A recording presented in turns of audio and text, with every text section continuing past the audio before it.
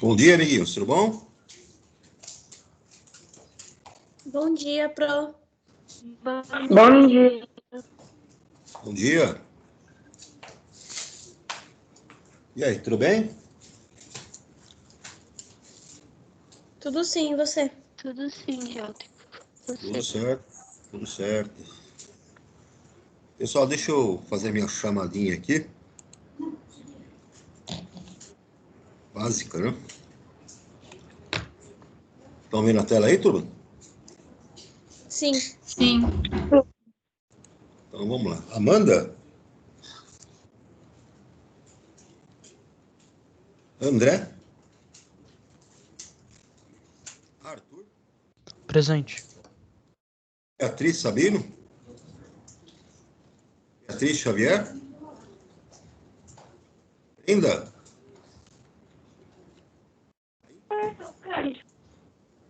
Oi? Quem falou aí? Caroline? Eu aqui. Celina? Professor, você me pulou na chamada, o Kaique. Ok. Celina? Christian? Tô aqui, presente.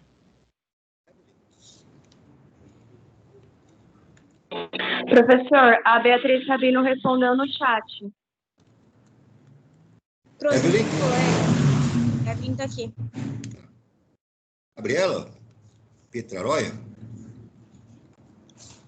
Giovana Anjos? Não respondeu, né? Tô aqui. Giovana Mendonça? Giovana Mendonça? Giovana Sena? Ela tá no chat. Giovanni Souza? Guilherme Carrenho? Guilherme da Hora? Gustavo Fernando? Gustavo Matheus? Heloísa? Tô aqui, Jota. Henrique Gabriel? Levantou a mão. Oi? Levantou a mão. Levantou a mão. Henrique Silva? Igor? Eu. Isabel? Presente. Isabela Vieira? Presente. Isabela Perini? Presente. Isabela Ferreira? Presente, Jota. Israel?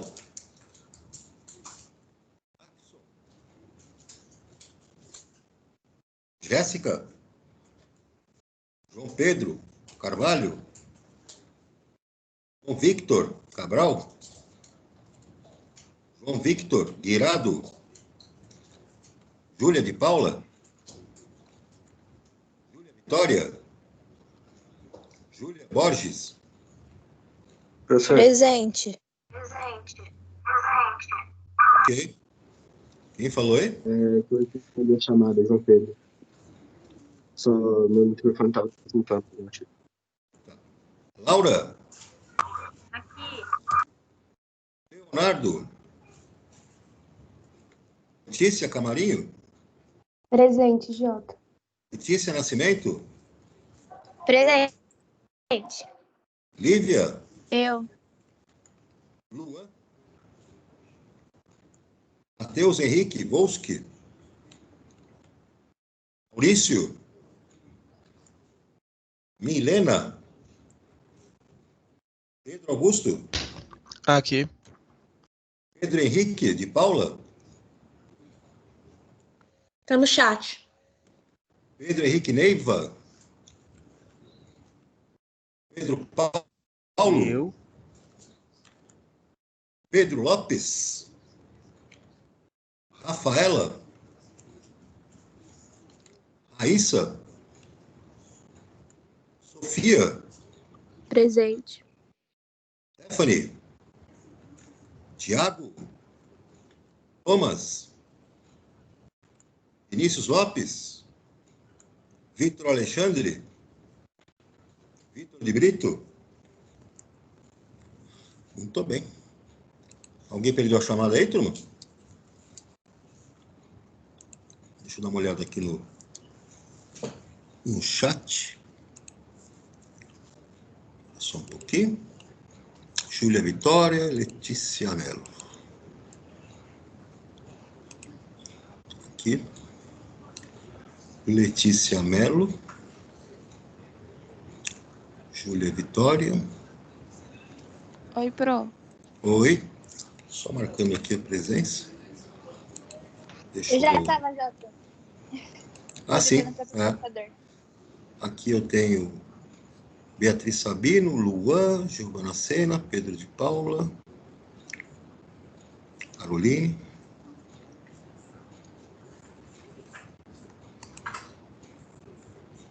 Deixa eu marcar aqui. Ver se está marcado.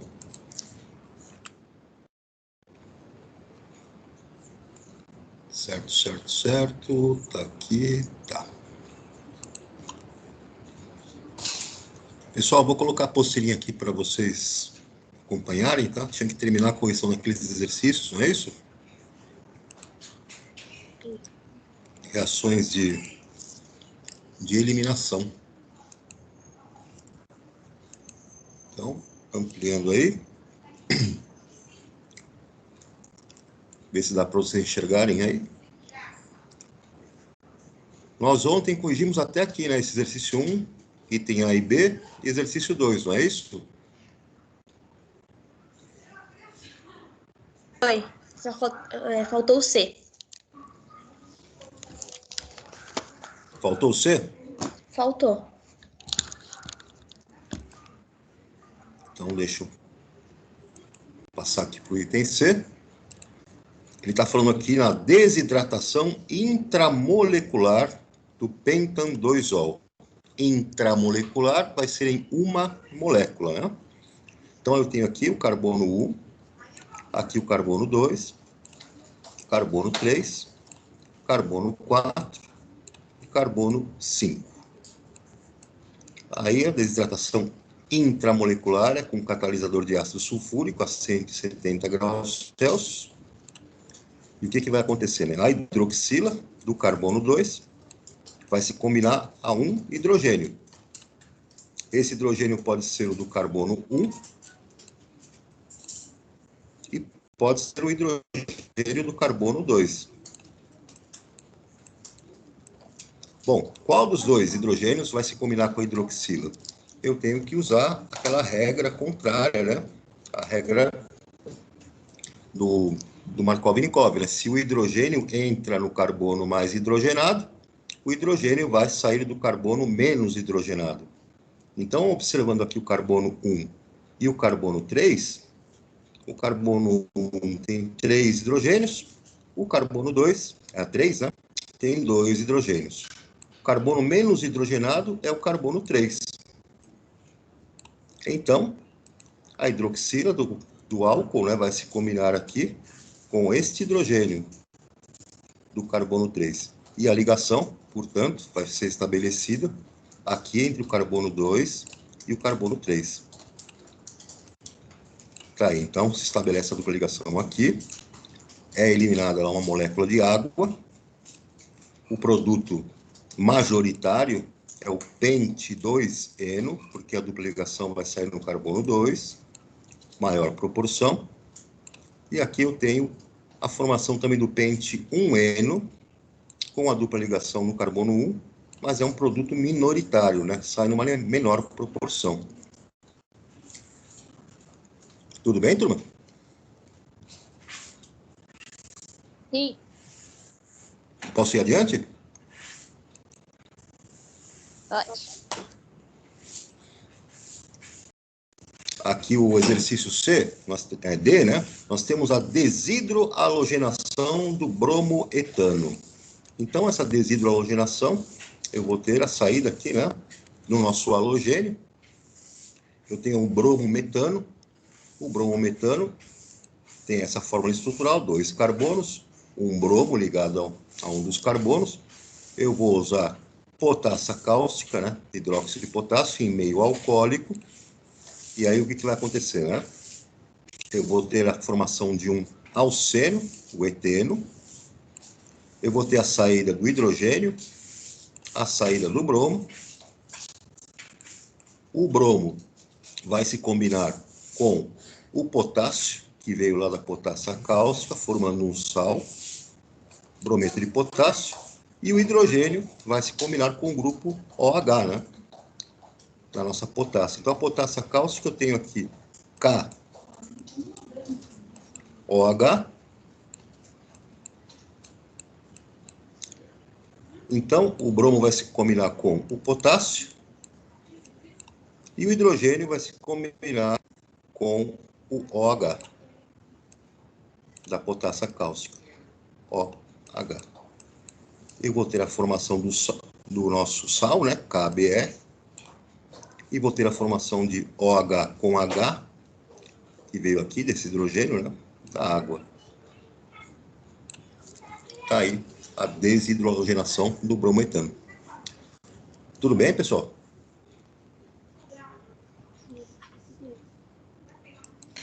Sim. Tudo sim, JR. Indo adiante, eu tenho aqui, ó, desidratação intermolecular do metanol. Agora, reparem que a desidratação é intermolecular, entre moléculas.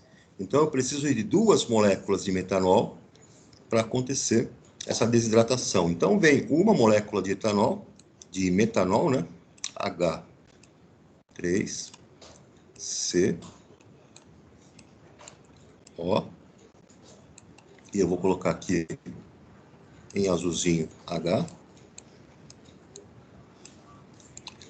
E ela vai interagir com outra molécula de metanol, H, ó, CH3.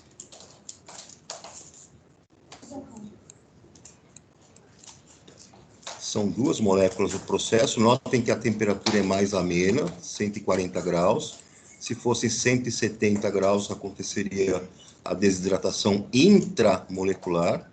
Eu uso ácido sulfúrico também como catalisador. E aí eu tenho a combinação de uma hidroxila do metanol com um hidrogênio da hidroxila do outro. Aqui vai sair uma molécula de água. E aqui a combinação desses 2 grupos, né? Eu vou formar aqui éter metoximetano. Tudo bem, turma?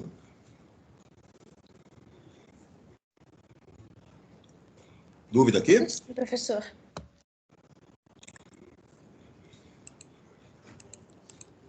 Adiante, nós temos aqui, no exercício 2, represente a reação de obtenção do 2-metil-pente-2-eno por meio da desidratação do álcool correspondente. Então, vejamos, né, o álcool correspondente para que nós vamos utilizar, o 2-metil-pente-2-eno. Então, ele tem aqui o carbono 1, carbono 2, carbono 3, carbono 4, carbono 5. Então, a dupla ligação vai ficar entre o carbono 2 e 3. O que aconteceu aqui, então? Teve um álcool, e esse álcool que originou, né, esse composto, tinha uma hidroxila posicionada em um determinado local.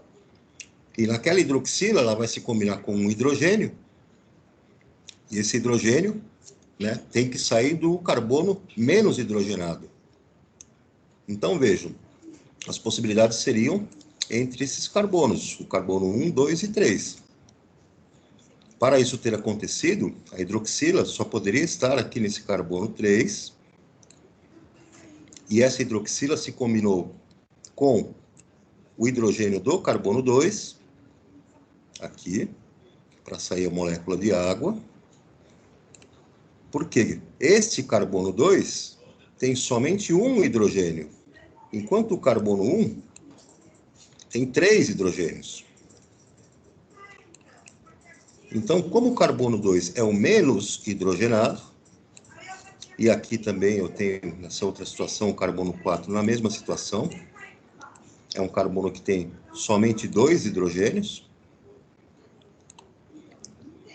Saindo a hidroxila do carbono 3, ela vai se combinar, então, com o hidrogênio que vai sair do carbono menos hidrogenado. Então, o carbono 2 é menos hidrogenado, é esse hidrogênio que vai sair. O carbono 4 tem 2 hidrogênios, então ele está fora. Portanto, a dupla ligação vai se estabelecer entre o carbono 2 e 3. Então, o nosso álcool precursor, né, esse alceno, vai ser exatamente esse aqui. Tudo bem, pessoal? Tudo sim. O nome desse carinha aqui, então, 2-metil-pentan-3-ol. Então, carbono 1, carbono 2, carbono 3, carbono 4, carbono 5. No carbono 2 eu tenho o grupo metil. No carbono 3 eu tenho o grupo álcool. Cadeia carbônica com 5 carbonos. Pentan 3-ol, porque o álcool, a hidroxila está no carbono 3.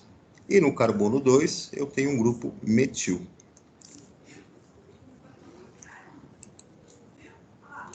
Vamos adiante. Aqui ele fala o seguinte, exercício 3, né? Considere que o etanol, composto A, foi submetido à desidratação com alumina, Al2O3, resultando em um composto B. Ao adicionar-se cloreto de hidrogênio ao composto B, resultou em um produto de adição C. Descreva a equação da reação e o nome, né, do composto C. Então, primeiro você desidratou um álcool, você vai obter um alceno, e depois você vai fazer uma hidroalogenação. Vai adicionar HCl. Então, como é que vai funcionar isso? Primeiro passo, né, a desidratação com alumina. Ela vai ser uma desidratação intramolecular. Então, está aqui, ó, o composto A. Não pode ser uma desidratação intermolecular, porque senão formaria um éter, e ele disse que formou, né, um composto B, que por reação de adição vai formar C. Então só pode ter formado, na primeira reação, um alceno, porque é o alceno que passa por reação de adição depois, né? Então o etanol, o álcool, obrigatoriamente passou por uma reação de desidratação intramolecular para formar alceno. Não poderia passar por desidratação intermolecular, senão formaria éter. E éter não vai sofrer reação de adição por hidroalogenação. Então, o composto A, o etanol, então está aqui H3C, CH2OH, fez a desidratação, obteve um alceno. O etileno, ou eteno, nossa dupla ligação.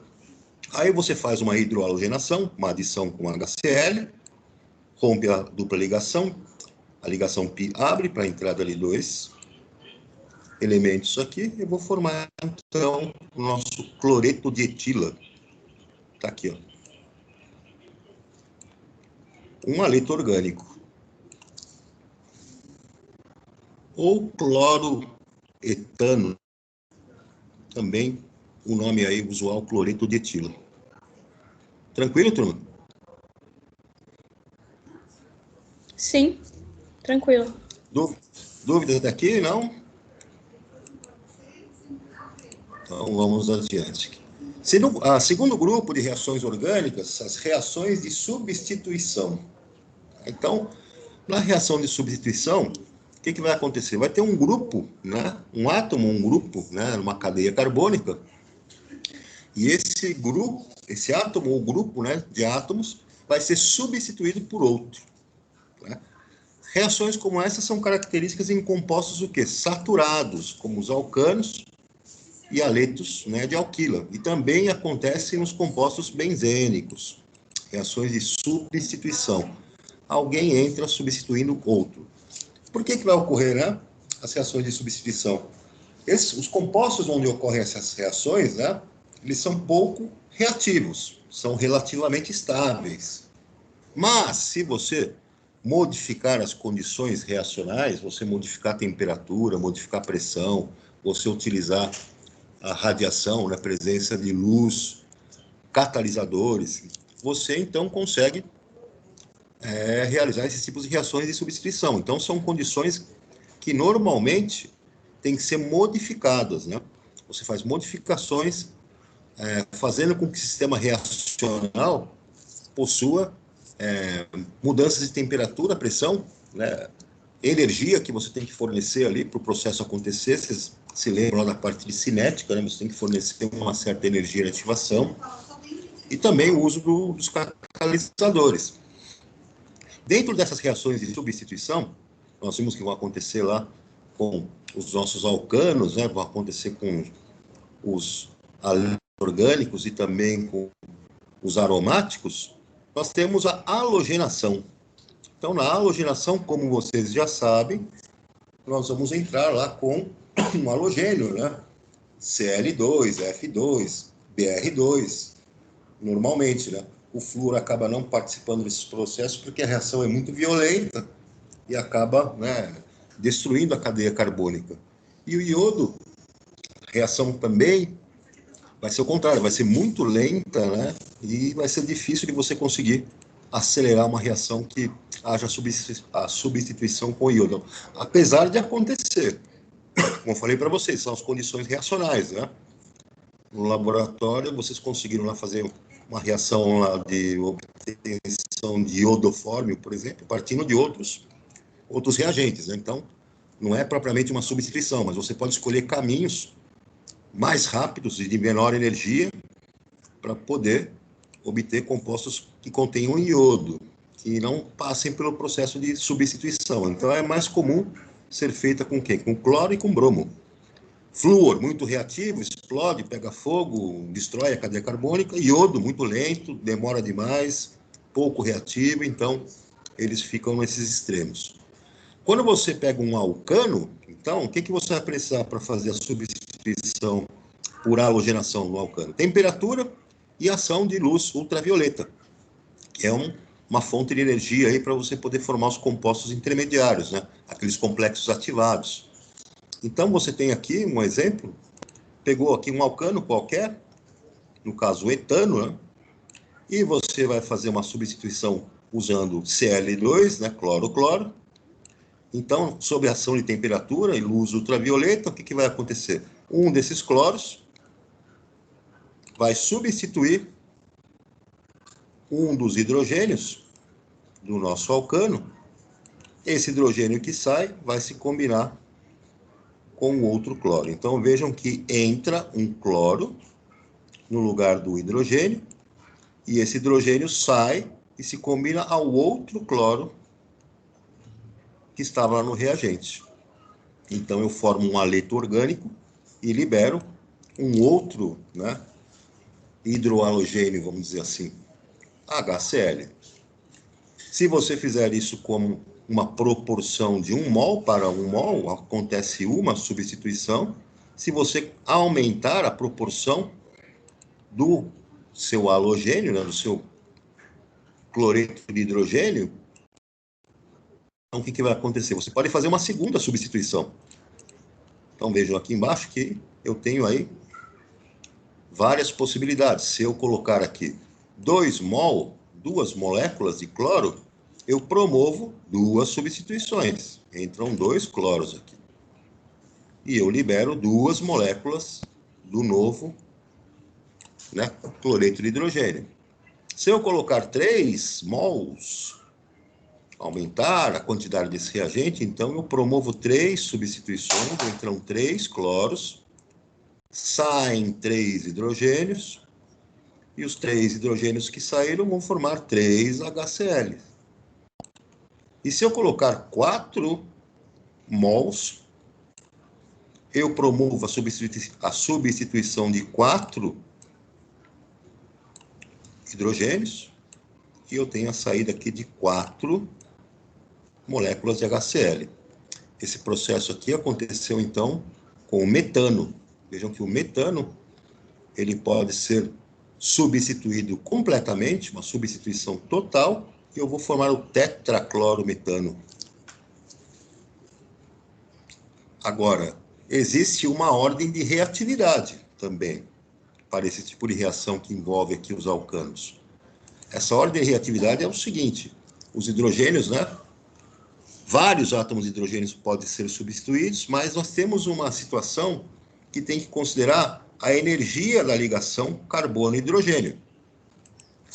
Quando eu tenho um carbono terciário, essa energia de ligação do carbono com hidrogênio, ela é menor em carbonos que são terciários. Por quê? Porque como o carbono é terciário, tem carbono se ligando a outros 3 carbonos, aqueles elétrons, então, eles ficam menos disponíveis para o carbono terciário, enfraquecendo a ligação carbono-hidrogênio e tornando aquele hidrogênio que está ligado ao carbono terciário mais reativo, mais predisposto a ser substituído.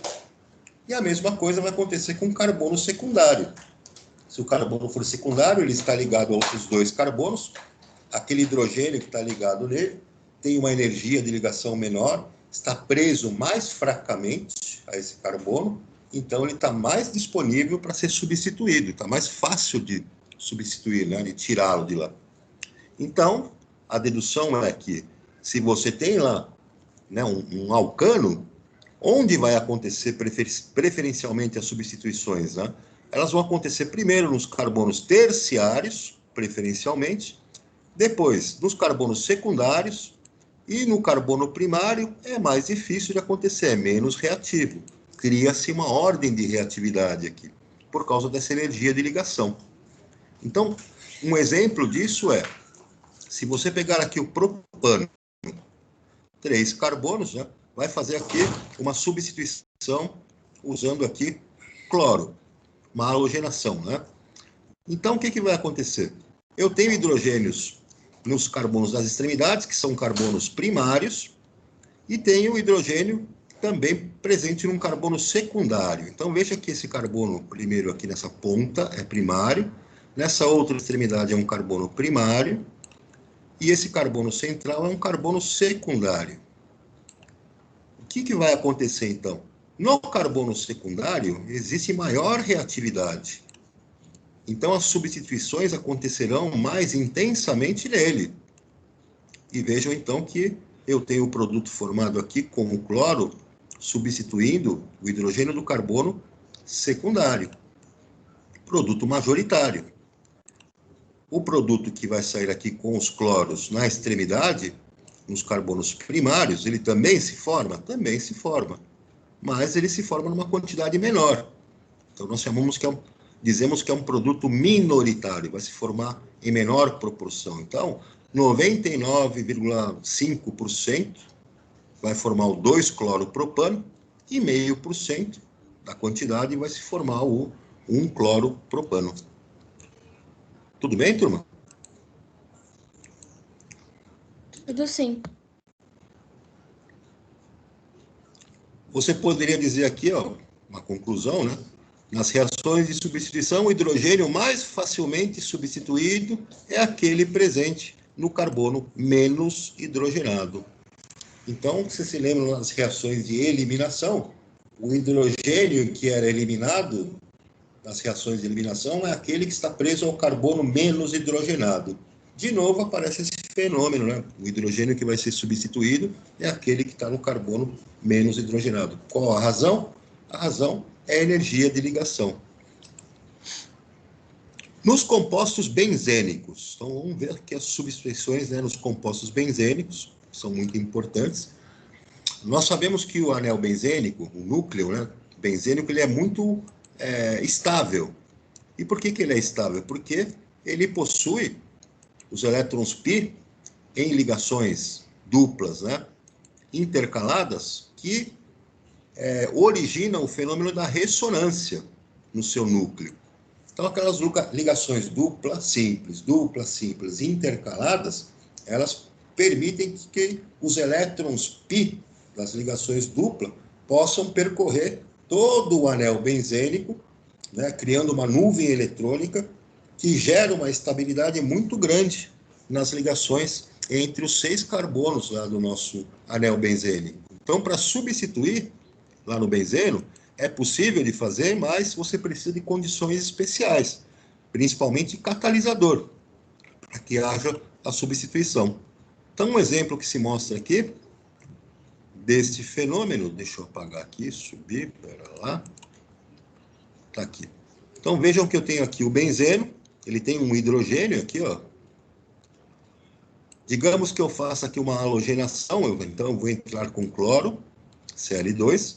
Eu preciso usar aqui o cloreto de ferro 3, que é um catalisador sólido. E em condições de temperatura e pressão, esse catalisador vai permitir que essa reação ocorra. Eu vou ter a entrada, então, de um dos cloros, substituindo o hidrogênio. E o hidrogênio sai para se combinar com o outro cloro. E eu tenho, então, aqui a formação, né, desse produto halogenado. Tem um anel benzênico com um cloro ligado a ele e a saída de uma molécula de HCl, cloreto de hidrogênio. Então, quais são as reações pelas quais o benzeno pode passar? Vamos ver aqui o primeiro caso, que é a nitração. Então, eu tenho a substituição de um ou mais átomos de hidrogênio, né, por grupos nitro, NO2. Esses grupos nitro, eles são provenientes normalmente lá do ácido nítrico, HNO3.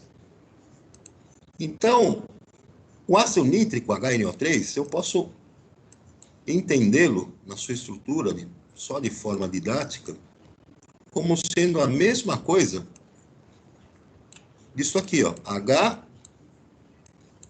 ligado a NO2. Então, vejam que eu tenho um hidrogênio ligado ao NO2, que é exatamente o que está aparecendo aqui. O HNO3, aqui faltou um oxigênio, claro, né? Que é NO3.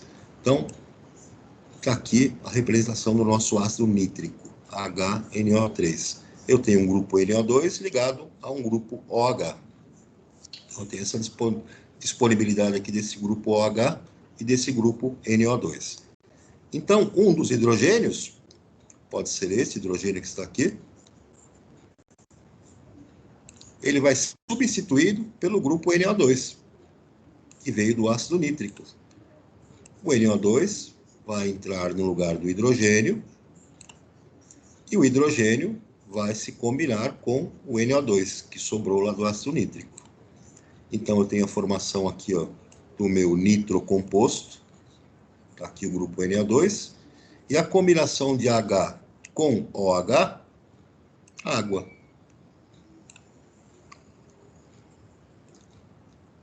Então, percebam, pessoal, essa aqui é uma primeira reação, né, de nitração. Eu substituí um dos hidrogênios, obtive aqui um nitrocomposto. Isso só vai ser possível de acontecer se você utilizar o seu ácido sulfúrico de catalisador. Então, tem que ser na presença de ácido sulfúrico concentrado. Condições mais extremas, né? Ácido sulfúrico, né, concentrado é um agente desidratante poderoso. Então, consegui fazer uma substituição aí com o grupo NO2. Um outro exemplo, deixa eu apagar aqui e descer, voltar cá. Aqui o nosso alcano, né? E eu vou fazer aqui também uma nitração. Vou usar aqui o meu ácido nítrico. Opa, ficou grosso. Na presença lá de ácido sulfúrico, né? Concentrado. E eu tenho que situação aqui, né? Quando você tem esses alcanos com mais, né, de um carbono, existem possibilidades. E essas possibilidades de substituição vão gerar, né, produtos diferentes em proporções diferentes. Então, nesse caso onde eu tenho propano, eu posso ter a minha nitração acontecendo em um hidrogênio de carbono primário e um hidrogênio de carbono secundário. E eu vou pensar naquela mesma situação, né, quando eu tenho essas possibilidades. Eu tenho, prioritariamente, a substituição acontecendo numa ordem de reatividade, que é lá de carbono terciário, maior do que de carbono secundário, que é maior do que do carbono primário. Então, dentro da reatividade, o hidrogênio, que está ligado aqui a esse carbono secundário, ele vai ter, então, uma reatividade maior para ser substituído. Então, o grupo NO2 procura preferencialmente este carbono, para substituir esse hidrogênio, formando um produto majoritário com o grupo NO2 ligado no carbono secundário. Eu formo ele em maior proporção e libero uma molécula de água, claro, né? Nos dois casos. Mas a substituição também acontece no carbono primário, liberando esse hidrogênio, né, de carbono primário, mas uma quantidade menor. Vai formar um produto minoritário, com o grupo, né, o meu nitro composto formado aí com o NO2 ligado ao carbono primário. A regra continua sendo a mesma. Tudo bem, pessoal?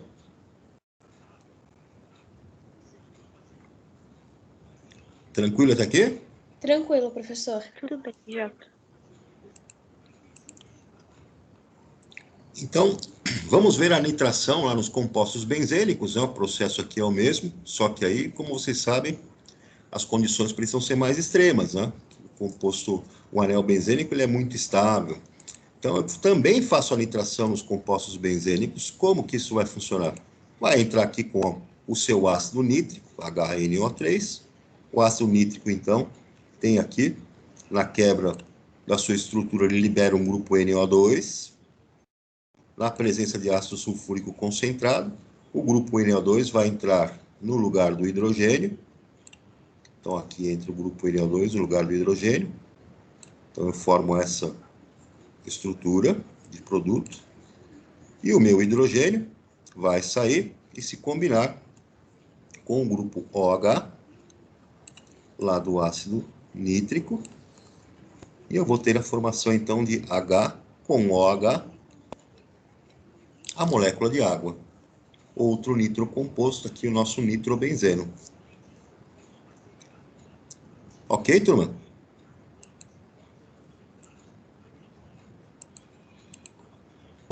Ok.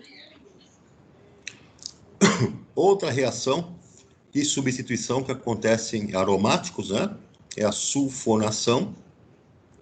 Então, na sulfonação, eu posso entender, não só nos aromáticos como nos alcanos, né? Que eu vou usar o ácido sulfúrico. Né? O ácido sulfúrico, então, H2SO4. Eu posso escrever essa estrutura como sendo representada por H, OH, tem um OH disponível, e eu tenho SO3H. Então, o ácido sulfúrico, com a fórmula molecular que a gente está acostumado a escrever na química inorgânica, só de maneira didática, para ficar mais prático, a gente coloca ele dessa forma, para entender quem é que vai ser grupo substituinte lá no meu processo, né? Então, nos alcanos, tá aí, ó, um primeiro exemplo.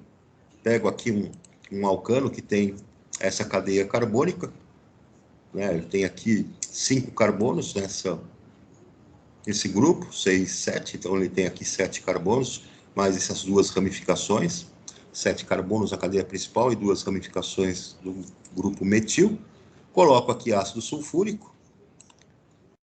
sob aquecimento, condições extremas, né?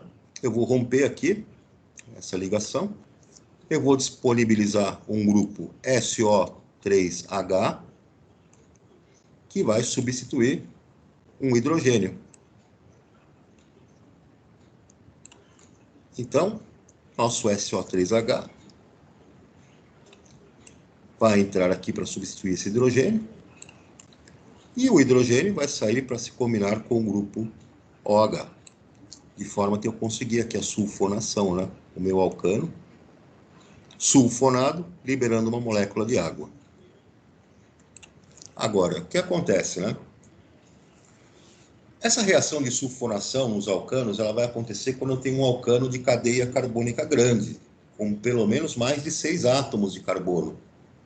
Porque como o ácido sulfúrico está concentrado em alta temperatura, está quente, se eu pegar uma cadeia carbônica menor, o ácido sulfúrico vai atacar a cadeia carbônica, né? Vai fazer o processo de desidratação e vai destruir a molécula do alcano. Então, não vai acontecer reação de substituição. Eu vou ter uma reação ali diferente que vai acabar destruindo a cadeia carbônica por causa dessas condições extremas, né?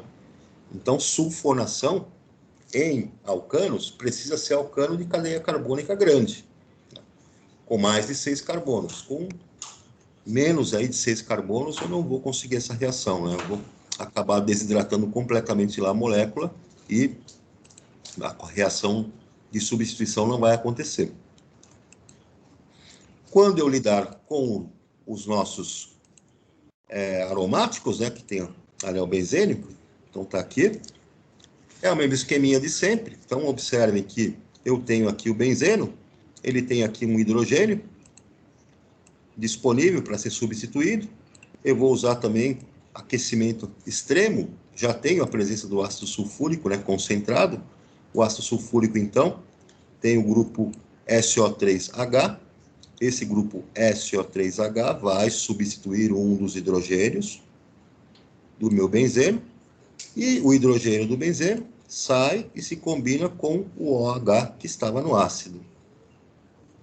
A combinação, então, vai gerar uma molécula de água, e aqui eu tenho o meu composto sulfonado. Uma coisa que é importante aí, que acaba não aparecendo na apostila, esses compostos que são formados por sulfonação, que tem esse grupo SO3H, são chamados de ácidos sulfônicos, que é uma função orgânica que, infelizmente, não apareceu aí na apostila, né? Tem várias outras funções orgânicas dentro da química orgânica, e os ácidos sulfônicos são uma das funções orgânicas que tem a sua importância. Então, o grupo funcional de um ácido sulfônico é justamente esse carinha, SO3H.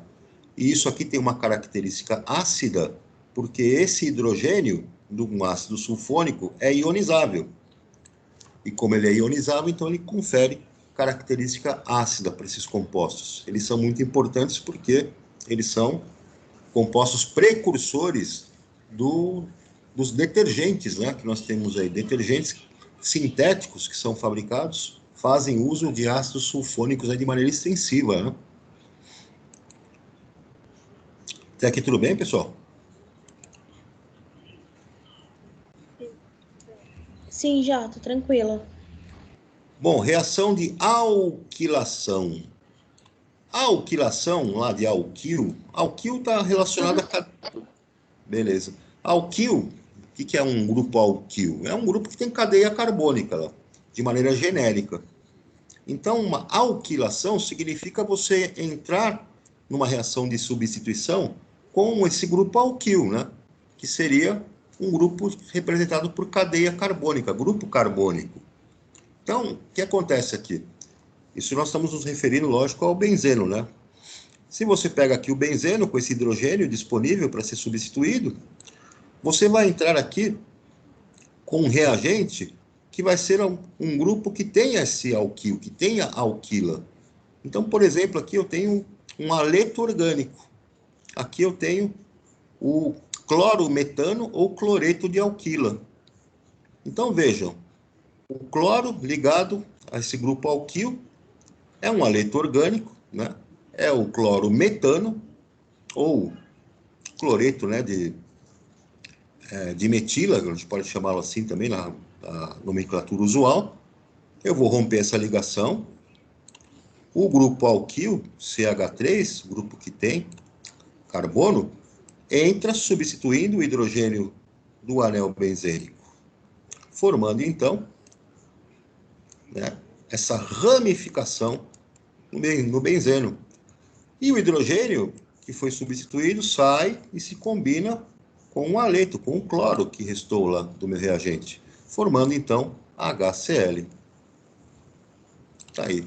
Esse tipo de reação também é conhecido, né, como reações de Friedel-Crafts. Então, as reações de Friedel-Crafts são reações de alquilação, substituição no anel benzênico, né, por haletos orgânicos. Tranquilo, turma? Sim. Já dá para vocês imaginarem que tem um monte de substâncias que tem anel benzênico na sua estrutura, né? Por exemplo, a aspirina tem um anel benzênico com um grupo acil ligado a ela e tem um outro grupo que é de ácido carboxílico. Então, para você poder produzir a aspirina sinteticamente, você vai ter que usar rotas de reações e substituições no anel benzênico, como aparece aqui do que vocês estão vendo. Então, de onde que eu tiro o benzeno para fazer aspirina? Do petróleo, começa aí. Então a gente pensa, pô, o petróleo eu vou usar só para fazer combustível, só para tirar gasolina, para fazer plástico? Não. Se você tem lá no petróleo determinados frações do petróleo onde você tem anéis benzênicos, tem aromáticos, eles são interessantes para que você, por reações de substituição, como essas que nós estamos vendo aqui, você possa produzir até um medicamento, né?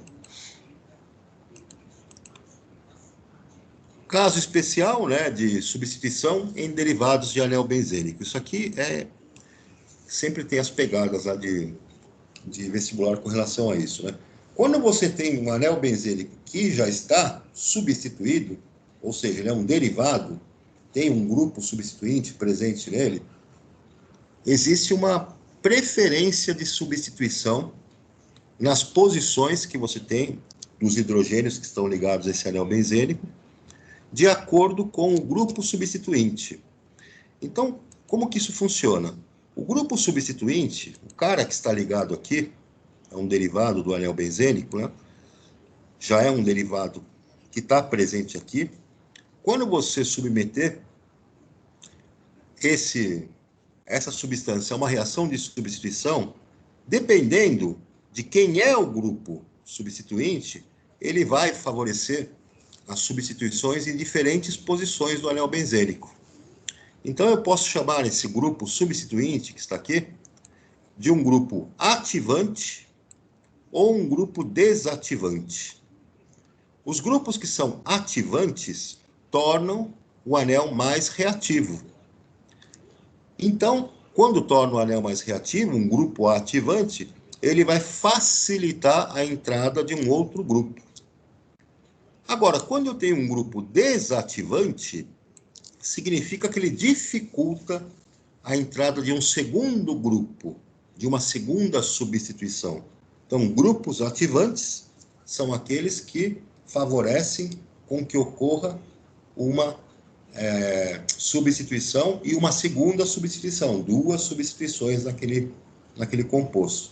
E um grupo desativante, ele desfavorece, ele só permite com que ocorra uma substituição e não permite uma segunda. Ele barra a situação, né?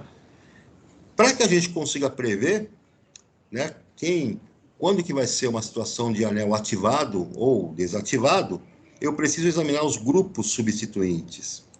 Esse grupo substituinte, então, pode ser descrito aqui, no primeiro caso, como substituintes orto e paradirigentes.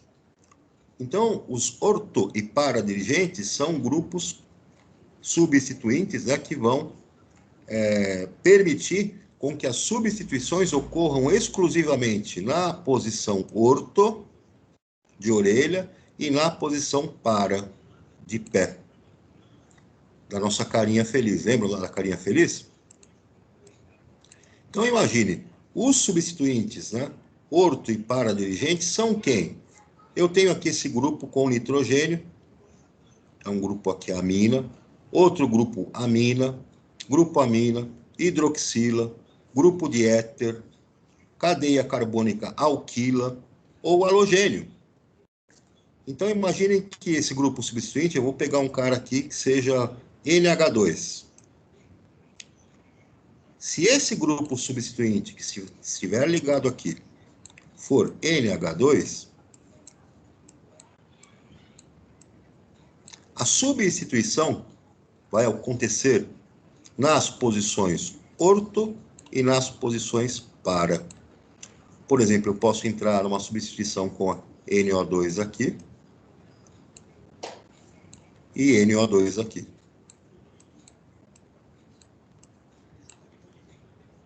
Por que que isso aconteceu? Porque eu tenho a presença desse grupo. Esse grupo direciona, ativa o anel para que as substituições aconteçam na posição orto e para. Poderia acontecer até uma terceira substituição aqui.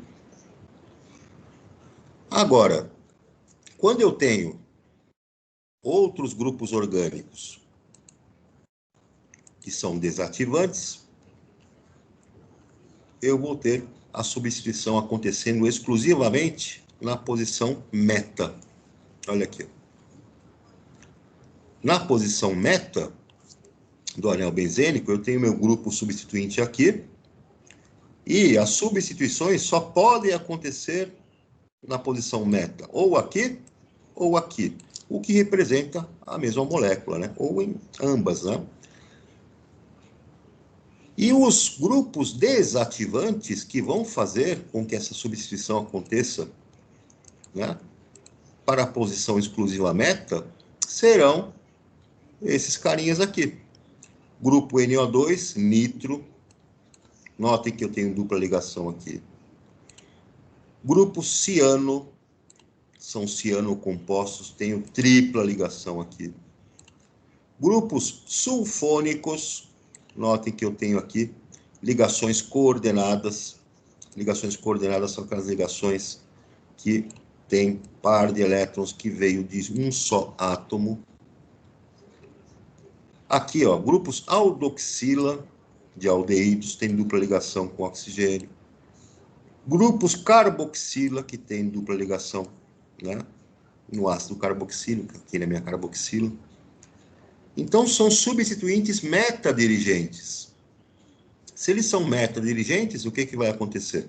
As substituições acontecerão, né, exclusivamente nas posições relativas meta.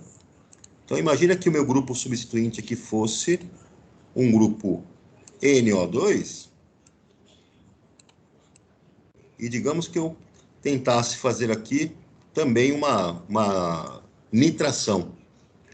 E se eu fizesse a nitração, os outros grupos NO2 entrariam exclusivamente na posição meta.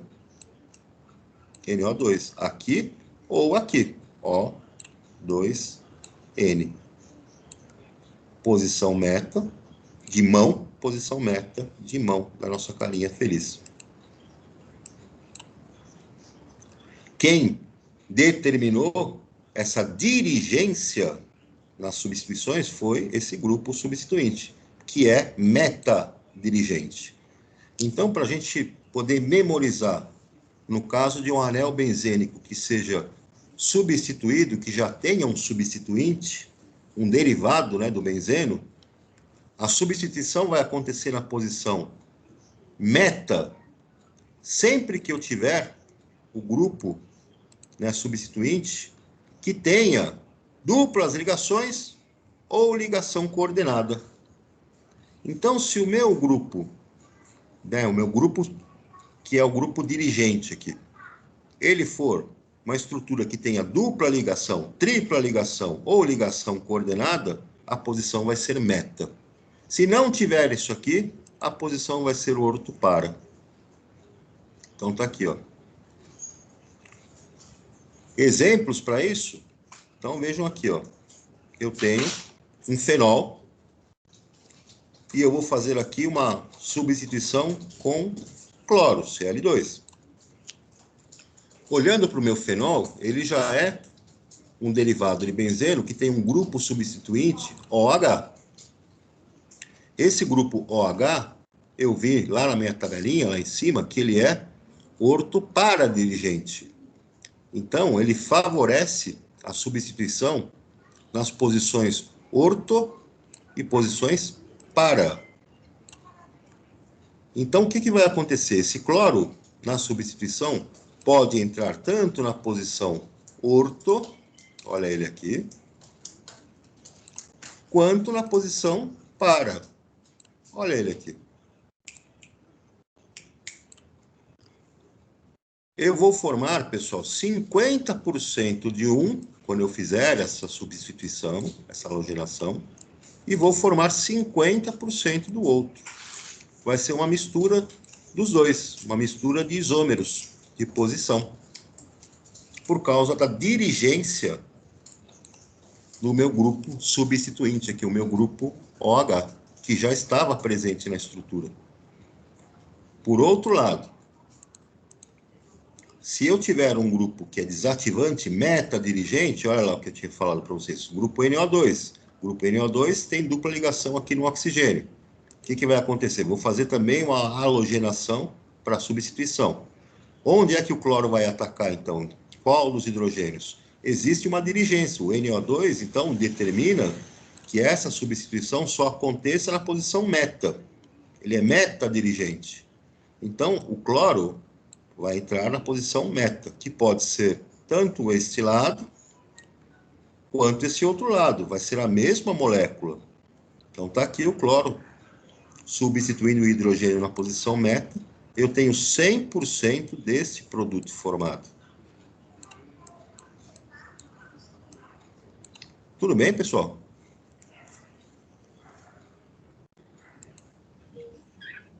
Tudo sim, professor. Bom, tem um Organiza as Ideias para vocês brincarem aqui, ó, na página 49, né, para fazer aqui a tabelinha das reações de substituição. E tem aqui exercícios. Aí também na página 49, exercício 1. Na página 50 segue no 2. Página 51 no 3. E aí fecha aqui na página 51 até o exercício 3. Próxima aula a gente corrige esses exercícios e entramos aqui nas reações de oxirredução. Beleza, turma? Beleza. Beleza, JR. Beleza. Alguma dúvida aí? Não, nenhuma. Não, nenhuma. Ok, pessoal. Um abração para todos. Fiquem com Deus. Se cuidem. Até o nosso próximo episódio da série Química Orgânica. Tchau, pessoal. Abração. Tchau. Tchau, professor. Bom final de semana. Bom fim de semana, bom feriado e até a próxima. Até. Tchau, tchau.